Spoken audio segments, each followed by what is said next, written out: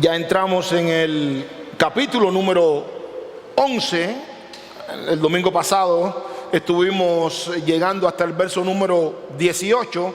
Hoy estaremos compartiendo los versículos del 11 al 30. Y quiero compartir contigo algunas cifras que me llamaron la atención. Me llamaron la atención desde el punto de vista en la condición en la que se encuentra la iglesia. Estas estadísticas obviamente son de los Estados Unidos, un país que continuamente está buscando estadísticas. El grupo Barna y Lifeway son dos sitios que nos van a ayudar hoy en esta parte introductoria a evaluar lo que es una iglesia modelo en estos versículos del 19 al 30. Según los resultados del ministerio Lifeway, se encontró que el 65% nunca o casi nunca oran con otros. El 38% testificó que nunca ora por sí mismo. El 65% rara vez o nunca asisten a servicios religiosos de cualquier tipo. Algunas encuestas han llegado a la conclusión que después de la pandemia, más del 60% de la iglesia se ha ausentado. Y es una realidad lo que estamos viviendo hoy en día. Más del 60% de las personas han decidido continuar en línea. El 67% no lee la Biblia o textos religiosos sobre una base regular o un tema importante. Simplemente no la leen. Pasan los años y no la leen. En cuanto a la gran comisión y predicar el evangelio, el grupo Barna nos da estadísticas similares en cuanto a esto. Según Barna, la mitad de los creyentes no conocen la gran comisión. Solo el 17% de los creyentes habían oído hablar de la gran comisión. Aquella gran comisión de la cual habló nuestro Señor Jesucristo. Solo el 17% sabe lo que es la gran comisión. El 51% nunca ha oído hablar de la gran comisión. ¿Qué cosa es la gran comisión? Comisión gran, ¿qué cosa es gran comisión? El 51% no sabe lo que es la gran comisión. El 25% dijo que había oído hablar de la gran comisión, pero no podía recordar su significado. ¿Qué cosa quiere decir la gran comisión? Frente a estas estadísticas, yo creo que como iglesia tenemos uno de los más grandes desafíos explícitamente en estos tiempos.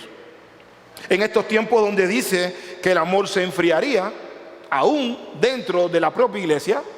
En estos tiempos donde la maldad aumentaría, somos testigos que ha ido en aumento la maldad. Somos testigos también de la apostasía. Hemos visto cuántas iglesias han apostatado en estos últimos años. Somos testigos también de los malos testimonios continuamente, tanto de líderes como de ministerios enteros. Yo creo que nosotros como iglesia Fuente de Gracia en estos tiempos tenemos que estar apercibidos y estar conscientes dónde es que nos tocó vivir como creyentes y en qué época principalmente. El desarrollo de la iglesia primitiva difiere totalmente de estas estadísticas. Hasta aquí hemos visto 10 capítulos en los cuales el Señor nos ha mostrado la eficacia y el poder que tiene el evangelio para derribar estereotipos e inclusive ir mucho más allá de las fronteras propiamente de Jerusalén. Por ejemplo, hoy estaremos viendo algo importantísimo. Hoy estaremos estudiando una iglesia que en los seminarios se estudia en eclesiología. Difícilmente, si usted ha estudiado en algún seminario o en algún instituto y ha estudiado eclesiología, que usted no escuche la iglesia de Antioquía. Se ha hecho muchos recursos en cuanto a esto. La iglesia de Antioquía, el modelo de Antioquía, cómo ser una iglesia como la de Antioquía. Porque esta iglesia propiamente nos enseña un modelo que nosotros necesitamos en estos tiempos. Repito, valga la redundancia. Debemos comprender dónde es que el Señor nos ha puesto como creyentes. Difiere mucho de la antigüedad. Hoy yo estoy predicando por medio de un tablet. En aquel entonces se enseñaba por medio de un pergamino. Debemos comprender en el siglo XXI cómo nosotros podemos llegar a ser una iglesia modelo. Una iglesia que también las personas puedan decir: vamos a estudiar la historia de la iglesia Fuente de Gracia. ¿Cómo comenzó Fuente de Gracia? Vamos a estudiar su comunidad de creyentes. Cómo ejercitaron los dones que el Señor les dio. Leamos los textos de hoy para que nosotros podamos comprender esta verdad ineludible que hasta aquí te vengo diciendo.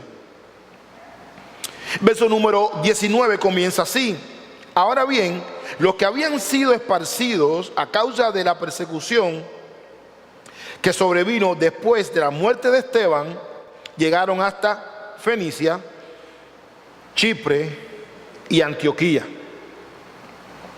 no hablando la palabra a nadie, sino solo a judíos. Pero había algunos de ellos, hombres de Chipre y de Cirene, los cuales al llegar a Antioquía hablaban también a los griegos o gentiles, predicando el evangelio del Señor Jesús. La mano del Señor estaba con ellos y gran número creyó y se convirtió al Señor. La noticia de esto, de lo que aconteció en Antioquía, llegó a oídos de la iglesia de Jerusalén, el centro, la sede del cristianismo en aquel entonces. Y enviaron a Bernabé a Antioquía: ve, averigua en qué consiste este avivamiento que no aconteció aquí en Jerusalén. El cual, cuando vino y vio la gracia de Dios, se regocijó y animaba a todos para que con corazón firme permanecieran fieles al Señor. Porque era un hombre bueno y lleno del Espíritu Santo y de fe. Y una gran multitud, dice Lucas, otra vez fue agregada al Señor. Bernabé salió rumbo a Tarso para buscar a Saulo, y cuando lo encontró lo trajo a Antioquía, y se reunieron con la iglesia por todo un año y enseñaban a las multitudes, y los discípulos se les llamó cristianos por primera vez en Antioquía. Y levantándose uno de ellos, llamado Agabo, daba a entender por el Espíritu Santo que ciertamente habría gran hambre en toda la tierra. Y esto ocurrió durante el reinado del emperador Claudio. Los discípulos, conforme a lo que cada uno tenía, determinaron enviar una ayuda a los hermanos que habitaban en Judea. Y así lo hicieron, mandándola a los ancianos por mano de Bernabé y Saulo. Esto es una iglesia totalmente ejemplarizante, una iglesia modelo. Pero ¿quién no quería estar reunido en Antioquía?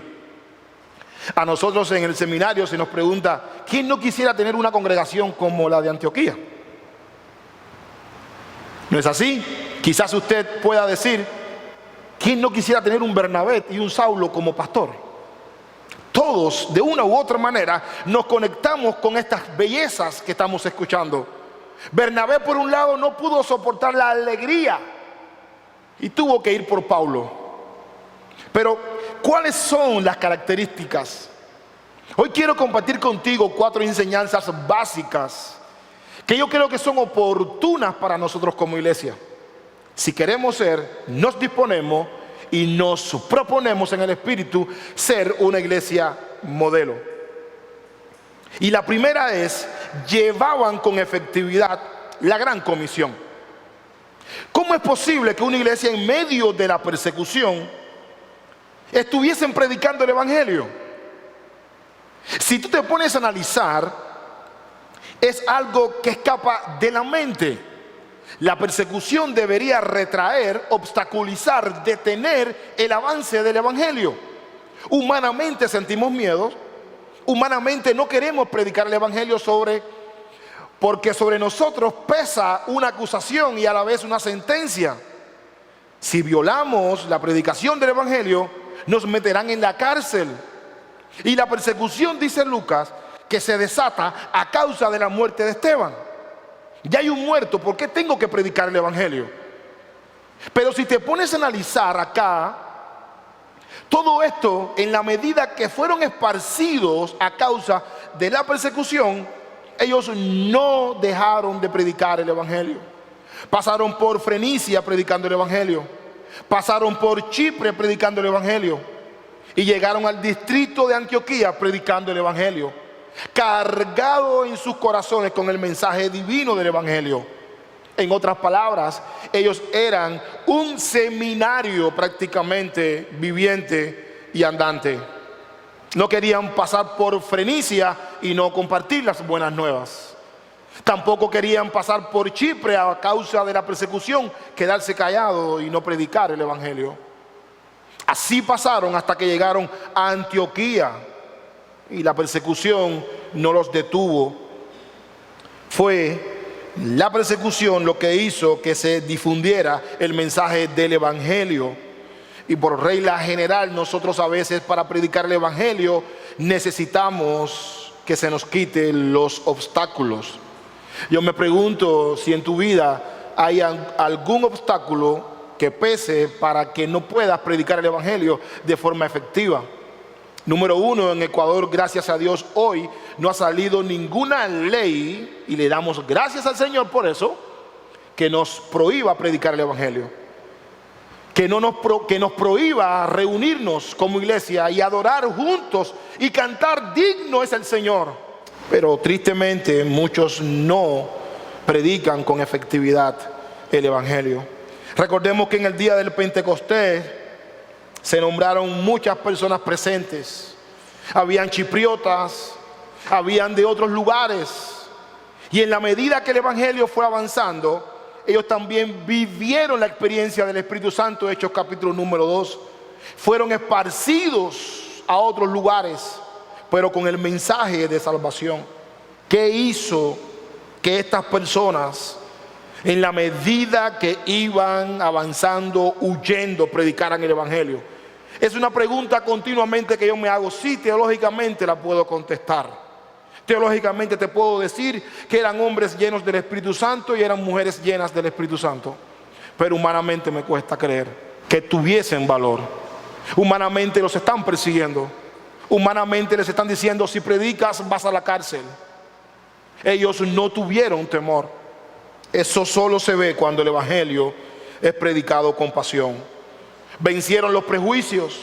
La Biblia nos dice que solamente a los judíos ellos querían compartir el evangelio, pero indiscutiblemente llegaron hasta los gentiles. Anunciaron a Jesucristo. En la medida que ellos fueron viendo el avance, sintieron la aprobación del Señor. Van bien. Qué lindo es sentir eso. Qué hermoso. Qué gratificante es sentir que el Señor nos diga: Iglesia Fuente de Gracia, van muy bien.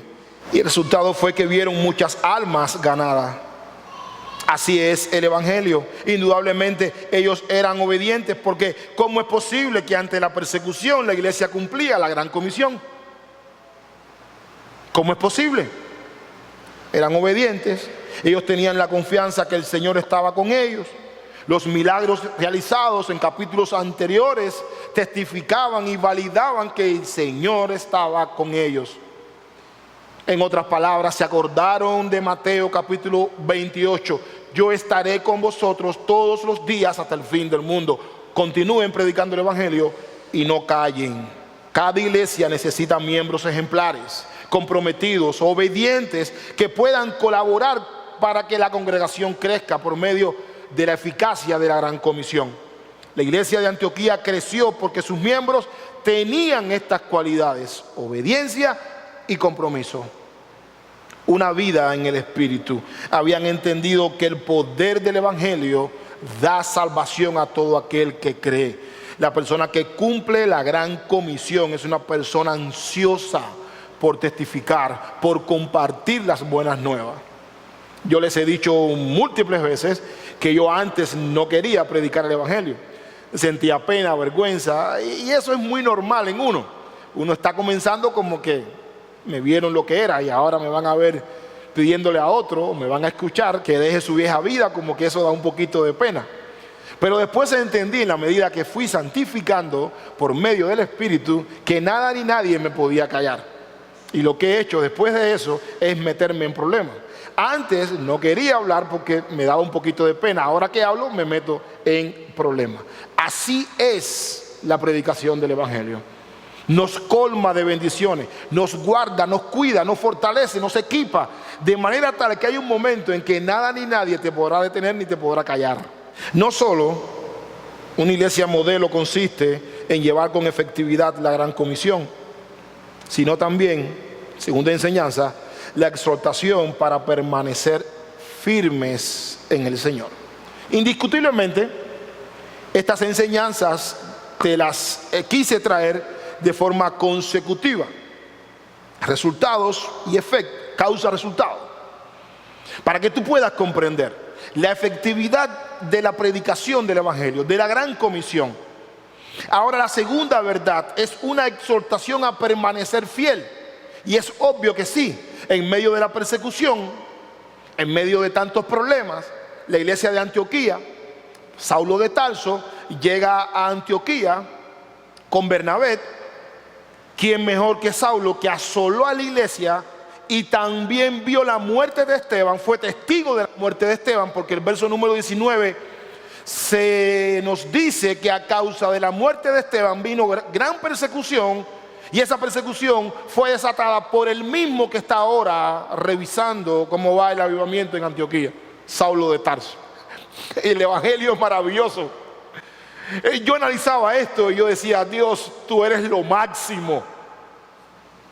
Traes a Saulo, que estuvo presente en la muerte de Esteban, que fue testigo, asoló a la iglesia, para fortalecer y enseñar a los que estaban temblando de miedo. La palabra exhortar es apoyar seriamente o fomentar una respuesta o acción. Y eso fue lo que hizo Saulo de Tarso y Bernabé en Antioquía. Fomentaron seriamente la acción que ahí estaban ellos viendo. Se quedaron por todo un año enseñando. Ellos tenían gran interés que solamente esto no quedara en una parte del olvido, en un avivamiento que hubo y todo se esfumó. Ellos querían que por medio de la enseñanza los frutos del Espíritu Santo comenzaran a darse en toda la comunidad antioqueña. Entonces Bernabé, que fue por mandato del cuerpo de ejército de Jerusalén, por así decirlo, llega a Antioquía y él dice: yo solo con todo esto no puedo, déjenme buscar a Saulo de Tarso. Y la misma iglesia se prepara para recibirlos. Y cuando Bernabé vio lo que había acontecido, Bernabé se alegra grandemente de lo que aconteció, siempre dando un consejo saludable: Saulo, te necesito acá en Antioquía. Hay muchas personas, necesitamos enseñar a estas personas porque el Espíritu Santo se ha derramado sobre ellos. Como resultado de ese gran avivamiento, una muchedumbre considerable fue añadida al Señor. Pero miremos el origen de nuestro nombre. La Biblia dice que por primera vez se les llamó cristianos. Bueno, cristianos, ¿por qué? Debemos entender su significado. Se nos dice que los discípulos fueron llamados por primera vez cristianos. Y fue en Antioquía, no fue en Jerusalén. Fue en Antioquía, no fue en el Pentecostés. Fue en Antioquía, tampoco fue en Jope. Fue en Antioquía, por primera vez. Y esto describe indiscutiblemente la posición de influencia que tenía la sociedad como creyentes en Antioquía. El nombre no fue dado por los judíos como reconocimiento de que Jesús era el Mesías. El nombre no fue dado por los discípulos como otros que a veces vemos en las Escrituras: creyentes, hermanos, santos, amigos. No, era un nombre que marcaba una diferencia en la sociedad antioqueña. Estos son cristianos porque caminan, viven, hablan, se conducen, hacen negocio como Cristo. El Cristo que ellos predican, yo lo veo en su vida diaria. El Cristo que ellos predican, yo lo veo cuando escucho su manera de hablar. El Cristo que ellos predican, yo lo veo en sus trabajos cuando voy al mercado y compro. Se les llamó cristianos porque seguían a Cristo. Y ese nombre que hoy tú y yo tenemos no es cualquier cosa. No es un nombre que se debe tomar a la ligera. Pesaba una persecución, se les llamó cristiano. Y quiero que me entiendas, por favor. No se les llamó cristiano en una santa cena. Tampoco con chuleta, encebollado, una fiesta, una reunión. Había persecución. Se les llamó cristiano. Hubo un avivamiento. Se les llamó cristiano. Se conducían conforme al Cristo que predicaban. Se les llamó cristiano. Había una diferencia. Algo loable aquí es que las doctrinas llegaron después del avivamiento. Llega el avivamiento, ellos no fueron enseñados, y eso es lo que siempre sucede. Y después es que comienza la enseñanza. Saulo y Bernabé se quedaron por todo un año enseñando. En contraste, ellos no vivían como el mundo pagano.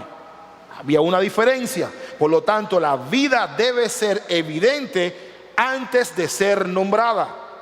Te repito esto, amado y amada. La vida debe ser evidente antes de ser nombrada. Yo no me puedo llamar cristiano por primera, por segunda o por tercera vez si yo no soy seguidor de Cristo. De hecho, tengamos un poquito de sentido común. ¿Alguien se haría responsable del nombre de un hijo que no es de él? No lo hacemos. Nos responsabilizamos de los nombres de nuestros hijos por muchísimas razones. Así pasa. Cristo no responsabiliza a cualquiera que se llame cristiano, como yo tampoco responsabilizo a cualquiera que se llame Andy o Aloima o Alaimi. No, yo sé quiénes son mis hijos y por ellos yo me responsabilizo. Cristo sabe quiénes son sus hijos, aunque haya una multitud inmensa que se llame creyentes o cristianos. No funciona así. No podemos avergonzarnos de seguir los pasos de Cristo. Pablo le dijo a Timoteo: sufre penalidades,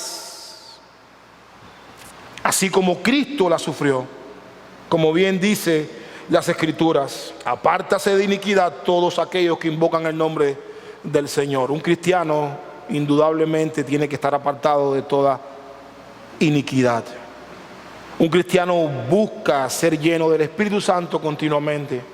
Un cristiano busca continuamente llevar con eficacia la predicación del Evangelio. Un cristiano no desaprovecha oportunidades para que otros lleguen a ocupar un puesto en la iglesia del Cordero de Dios. Un cristiano no pierde oportunidad bajo ningún concepto de exhortar a sus hermanos. La tercera enseñanza que vemos acá y que Lucas nos describe es la enseñanza de la Biblia como única e infalible. La infalibilidad de la Biblia se refiere a su indefectibilidad o imposibilidad del error. Y esto es algo que por mucho tiempo, en los últimos años principalmente, ha venido en debacle continuamente. Atribuimos la infalibilidad a Dios, a su obra, debido a su carácter. Dios es santo, es omnisciente, por lo tanto, Él es infalible. Su carácter se considera como un Dios completamente justo, por eso es infalible. De ahí sale la palabra de Dios que no contiene error. Por eso es que ellos se quedaron enseñando la palabra de Dios por todo un año. Ellos necesitaban ahora, después que habían experimentado este gran avivamiento, cómo la gracia del Señor movió los corazones, cómo una gran multitud se añadió a la iglesia antioqueña. Ellos necesitan ahora ser enseñados en las doctrinas básicas del Evangelio. Y eso es lo que cada creyente debe hacer. Pedro dice: desead como niños recién nacidos la leche espiritual no adulterada. Eso era lo que estaba aconteciendo en Antioquía. Eran recién nacidos que anhelaban la leche espiritual, que no querían desaprovechar la oportunidad. Quédate acá, enséñame de la palabra del Señor, para comprender con más exactitud cuál ha sido el motivo de mi transformación y cómo fue. Albert Muller, presidente del Seminario Bautista del Sur, en un libro que él escribió hace poco, La tormenta que se avecina, él dice en cuanto a la infalibilidad de las Escrituras lo siguiente: la secularización también ha impactado a la iglesia occidental, que ha terminado produciendo una teología liberal, incapaz de salvar al ser humano de su propia corrupción.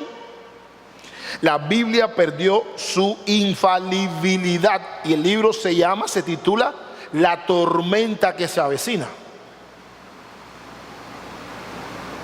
Y con ello su autoridad, pasando a ser un solo conjunto de principios a lo sumo convenientes.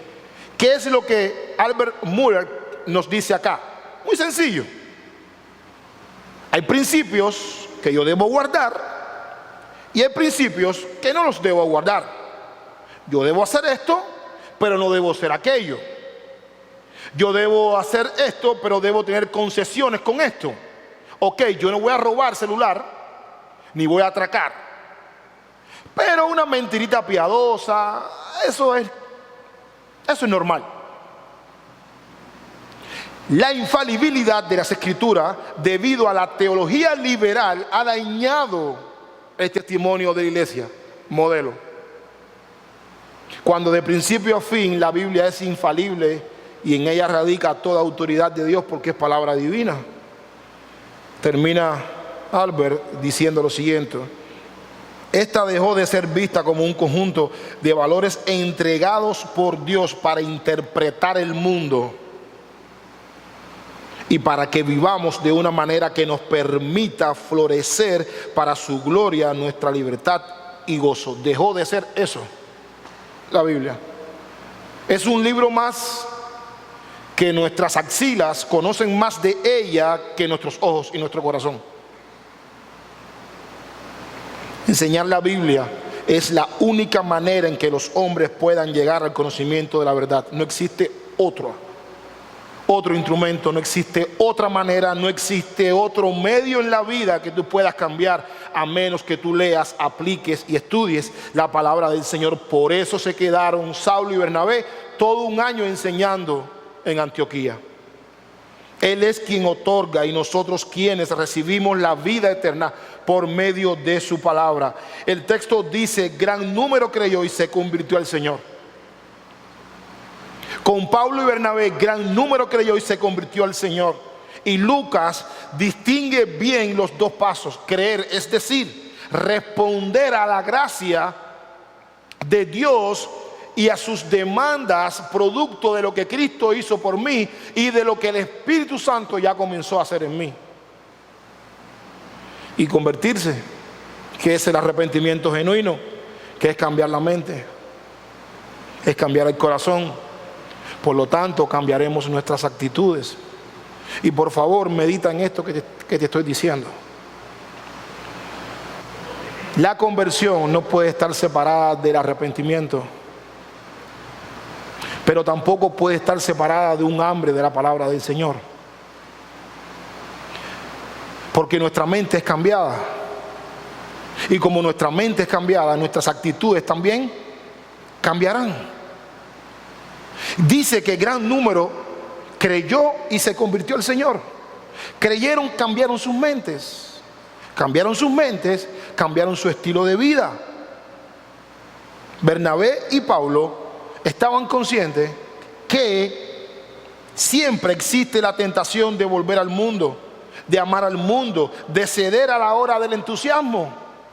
Sí, gran avivamiento, una gran muchedumbre. Sí, pero esas personas vienen todavía con sus malos hábitos. Son niños espirituales. Se necesita enseñarles las Escrituras. Se necesita guiarles. Pablo vio la necesidad de enseñar la palabra del Señor para que ellos continuaran creciendo. Lo más notable a la luz de esta iglesia modelo es que recordemos que la buena obra, este gran avivamiento que ocurrió en Antioquía, fue producto de lo que fue sembrado en sus corazones. La semilla, que es la palabra del Señor predicada, cayó en buen corazón y dio frutos a 100%. Querían estudiar la palabra del Señor, querían conocer mucho más a Dios. ¿Cómo es que soy perdonado? ¿Cómo es que pasé de muerte a vida? Porque si a ti no te interesa saber cómo es que Dios te perdonó, tú no has entendido el perdón. Porque yo me pregunto una y otra vez, ¿cómo es posible, Dios, que tú me hayas mirado? ¿Cómo es posible que tú me hayas hecho pastor sobre todas las cosas? ¿Cómo es posible que tú me guardes, me ames y sobre todo me sientas al lado de Jesús por una eternidad? ¿Cómo es posible que la Biblia dice que tú cargaste todos mis pecados? Humanamente yo creo que Jesús no puede con todos mis pecados, porque son muchos. Solamente me toca creer que cargó mis pecados en la cruz. Si eso no te interesa, tú no has creído, menos te has convertido. Fueron preguntas que palpitaban en el corazón de los antioqueños. Escucha esta frase que te quiero regalar. Cuando el rebaño tiene hambre, busca a un pastor que le alimente. Por lo tanto, el rebaño hambriento no deja de mirar al pastor que lo alimenta. Cuando el rebaño tiene hambre de la palabra del Señor, busca un pastor que le alimente. Por lo tanto, el rebaño hambriento no deja de mirar al pastor que lo alimenta. Se quedaron todo un año escuchando a Bernabé y a Pablo de Tarso para crecer. Eso fue lo que sucedió en Antioquía. Este es el secreto de la iglesia victoriosa. Este es el éxito de una iglesia que estudia la palabra del Señor, que lee, que la aplica. En esto consiste una iglesia modelo, en estudiar la palabra del Señor. La cuarta enseñanza de una iglesia modelo consiste en una generosidad que impacta a la sociedad. Uno de los temas más mal comprendidos a lo largo de la historia es el tema de las ofrendas, es el tema del diezmo, es el tema de lo que doy, y siempre estamos en problemas con estas cosas. Yo quise ponerte esto en último para que tú puedas comprender las tres anteriores. La primera era que tenían efectividad en predicar el evangelio. La segunda, se exhortaban para permanecer fieles. La tercera, enseñaban la Biblia como regla infalible por todo un año. ¿Qué más se puede esperar de una iglesia? Que no sea generosa. Difícilmente pueda suceder. Después de tantas cosas, tantas evidencias, tantas enseñanzas, tantos testimonios, difícilmente fuese una iglesia que no fuese generosa. Casi siempre vemos la generosidad dentro de las iglesias de diferentes maneras. Y esto no lo podemos ver como un acto separado de la obra del Espíritu Santo en la vida de cada creyente en la cual Dios comienza a orar. Es imposible, no podemos. De manera que la generosidad de la cual habla aquí la Biblia debemos comprenderla bien y oro al Espíritu para que te pueda dar discernimiento de esto. En una comunidad que sufría persecución, y repito la palabra persecución, por eso te quise poner mi cuarta enseñanza en lo último y arranqué con la persecución. En una comunidad donde había persecución, no solamente hablo como humano, se me hubiese dificultado predicar el Evangelio, se me hubiese dificultado reunirme para aprender las Escrituras, se me hubiese dificultado exhortarte a ti, porque no sé si cuando llegue a tu casa ya tú no estás y me están esperando a mí para ser el segundo que va a ir a la cárcel. Pero también se me hubiese dificultado a mí ser generoso, porque yo digo, bueno, yo tengo que ahora lo que tengo, guardarlo por si tengo que ir a la prisión, que mi mamá, mi abuelita, mis hijitos, mis nietos, mis bisnietos, y pongo toda una generación hasta que llegue Cristo, y guardo eso para que ellos tengan. Me asombra, me llama la atención cómo es posible que en medio de todo esto tuviesen un corazón generoso. Me lo pregunto. La Biblia nos dice que ellos eran generosos. ¿Y cómo es que eran generosos? Entonces comencé a preguntarle a la Biblia y le hice esta pregunta: ¿a qué se debe que una iglesia asolada por predicar el Evangelio sea generosa? No se entiende. Humanamente es incomprensible hasta cierto punto. En el verso 28 habíamos leído que había gran escasez, gran avivamiento y por otro lado gran escasez. Y en el verso 29 también leímos que la iglesia de Antioquía ayudó a la iglesia de Jerusalén, que comenzó a pasar penurias. ¿Cómo es posible? Evidentemente es fácil de comprender, no es difícil. Lo que pasa es que nunca vamos a llegar a ser generosos si no hemos entendido quién es el causante de todo lo que estaba aconteciendo en Antioquía. ¿Saben por qué eran generosos? Porque llegaron al pleno convencimiento que lo que había acontecido era una obra del Señor. Solamente bastó con decir: la iglesia de Jerusalén está pasando por necesidad. Y automáticamente ellos se dispusieron con un corazón generoso. No vemos acá cifras, no vemos acá, como me dice un hermano, vamos a pasar el sombrero. No vemos tampoco acá, vamos a llamar a unos cuantos hermanos para ver de qué forma podemos ayudar a la iglesia de Acts 29 en tal lugar. No hubo nada de eso. No hubo tampoco una manipulación de fondo, un piano, como un video que yo tengo en internet, un pianito de fondo. Tampoco vemos acá a los adivinadores. Hace poco un hermano me pasó un video de una página de Facebook que se llama Apostolobos de apóstoles, donde el falso profeta, el falso apóstol, porque ese es el nombre que lleva, falso, trae a la multitud y les dice: saquen todas sus tarjetas de crédito y débito. Y los tontos, estúpidos, porque ese es el nombre que lleva, ciegos, sacan sus tarjetas de crédito, la levantan así y dice: todos ustedes, Dios va a obrar un milagro de prosperidad en ustedes. En estos mismos momentos se va a acreditar a tu cuenta el doble de lo que tú tenías. No vemos eso acá.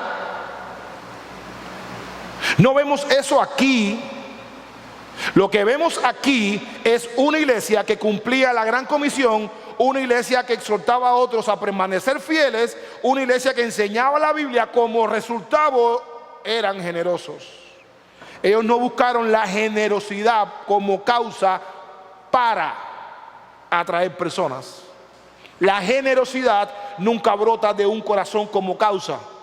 La generosidad brota de un corazón como resultado de haber entendido la gracia del Señor. Cuando Bernabé llegó, vio la gracia del Señor.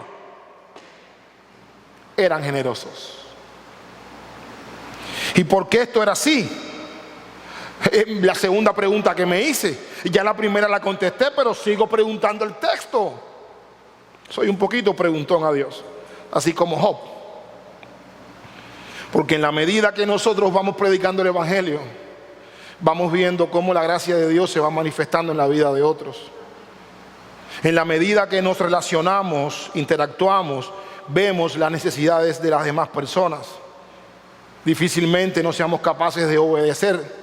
Si estamos cumpliendo el mandato de ir a predicar, difícilmente no vamos a cumplir el mandato de ser generosos con aquellos que en la medida que nosotros vamos predicando el Evangelio, lo vemos con necesidad.